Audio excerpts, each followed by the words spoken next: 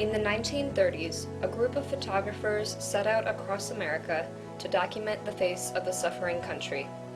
At the forefront stood Columbia University economics professor Roy Stryker. His vision, accompanied by his love for photography, the nation, and its workers, led him to create one of the greatest collections ever assembled. On Black Tuesday, October 29, 1929, the New York Stock Exchange collapsed, throwing America into economic freefall, causing nearly 30% of Americans to lose their jobs. In the Great Plains, farmers desperately tried to survive. Overplowing of the topsoil caused dirt and dust storms, affecting 100 million acres of land, acquiring the name the Dust Bowl. In 1933, newly elected President Franklin Roosevelt launched the New Deal to lift the nation out of the Great Depression. Out of the New Deal came the Farm Security Administration, the FSA, which resettled and rehabilitated the Dust Bowl farmers and their families. In 1935, Roy Stryker became head of the FSA's historical section. Roy Emerson Stryker spent his childhood on a farm in Montrose, Colorado.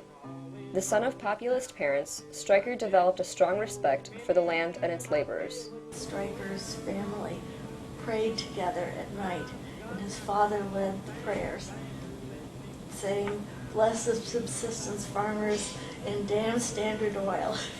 After serving in World War I, he attended Columbia University. During the summer of 1922, he attended a social gospel school in Colorado, where international labor leaders debated social policy and inspired Stryker to try menial labor. After gaining experience in farming and mining engineering, he graduated from Columbia in 1924 with an economics degree.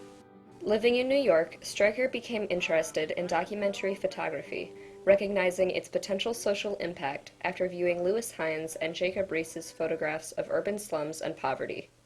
From 1935 until 1943, Stryker directed the documentation of the FSA's work.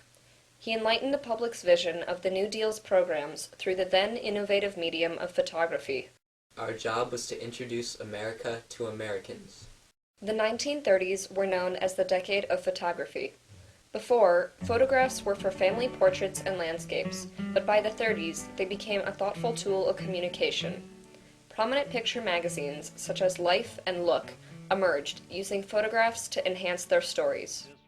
While the FSA provided aid and relief to the impoverished, Stryker recorded its activities, with photographs of mistreated sharecroppers and tenant farmers in the South, the plight of the migrant worker in the West, farm displacement in the Northeast, and the horrors of the Dust Bowl in the heartland of America. These images introduced Americans to the struggles of those outside their hometowns and the monumental work of the New Deal government agencies. Ironically, Stryker was not a photographer himself. He recruited notable rising photographers with strong artistic backgrounds, providing them with very specific directions about what to photograph based on his own vast life experiences. Although it was Stryker who shaped the project, the photographers provided imagination. Walker Evans, a well-known and temperamental photographer, took photos that quickly became symbols of the Great Depression. His work was admired by Stryker, but they often disagreed. Evans strove for images that were pure record, not propaganda, while Stryker wanted photographs to promote social and political change. In 1937, Stryker fired Evans. Unlike Evans, Dorothea Lange approached photography with a social reformer's eye. She focused on the lives of migrant workers living in California, seeking to generate support for the establishment of federally financed housing in migrant camps.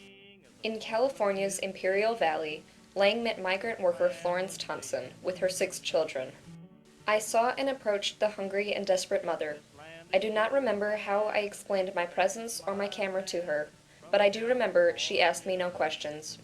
There she sat in that lean-to tent with her children huddled around her, and she thought that my pictures might help her, and so she helped me. Lange snapped one of her most famous photographs, Migrant Mother, of Thompson and her children. Her photographs proved effective in persuading legislatures to establish federally funded housing programs. Stryker and the photographers expanded to social issues beyond poverty. Gordon Parks joined the FSA in 1942. Stryker set me down the first day I got there and asked me point blank what I knew about Washington, D.C. I thought Washington, D.C. should be the seat of democracy. He just looked at me and smiled. He said, I want to give you an assignment. Go across the street, there's a restaurant, eat, get yourself some lunch. After lunch, go across the street, there's a theater with a film I would like for you to review and tell me what you think of it. Then come back to the office.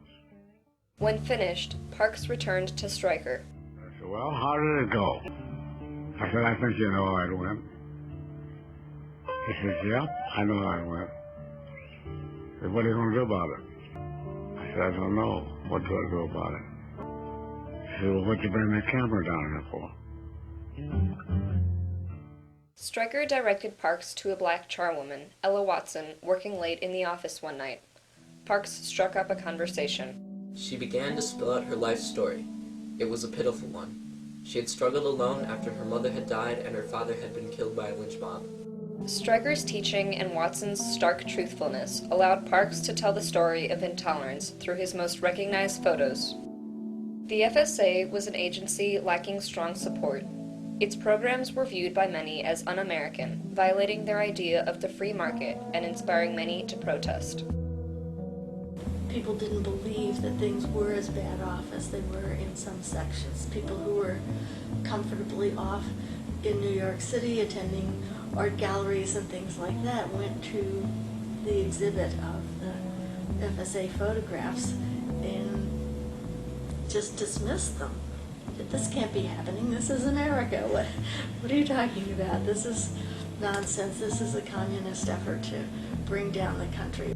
Some denied the accuracy of the photographs, but many were inspired to aid those suffering. While the photographers created a vast file documenting American life, they bolstered public support for the New Deal.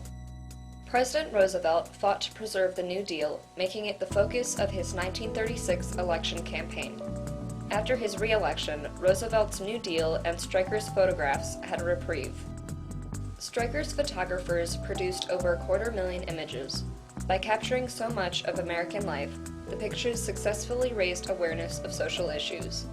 Stryker placed photographs in the most well-read and respected newspapers and magazines. The photographs were also exhibited throughout the country, including at the Democratic National Convention, the 1936 World's Fair in New York, and at the Museum of Modern Art. In his review, Sermon with a Camera, renowned poet William Carlos Williams wrote of Walker Evans' FSA photographs. The total effect is of a social upheaval, not a photographic picnic. They pack a wicked punch. Pictures talk to us, and they say plenty. By the time America entered World War II, the nation's focus shifted, and the FSA unit became the Office of War Information. The OWI worked to boost nationalism for the war effort, ironically becoming propaganda for a new cause. Dorothea Lange had the painful assignment of photographing the supposedly fair treatment of the Japanese on their way to internment camps, while Gordon Parks's photographs of black fighter pilots were ejected from publication. Stryker knew his work was coming to an end and resigned in 1943. After Stryker's resignation, his political opponents sought to destroy the collection. However, he arranged for it to be preserved by the Library of Congress, where a collection of 170,000 negatives still resides. Roy Stryker's use of photographs to illustrate social and political reform was revolutionary. FSA photographs forged unforgettable images in America's collective memory. When the Dust Bowl is mentioned, one pictures Arthur Rothstein's fleeing a dust storm. Migrant workers in California evoke Dorothea Lange's migrant mother. Russell Lee's photographs of small-town American life and Walker Evans' tenant farmers are timeless national symbols. He was always questioning. He was always the academic, and you don't take anything at face value. You listen, you ask questions, you come up with your own conclusion, and it wasn't a safe country if you couldn't do that. Roy Stryker's permanent record of a pivotal point in the country's history tells the story of a nation caught between two wars, turbulent with conflict and change.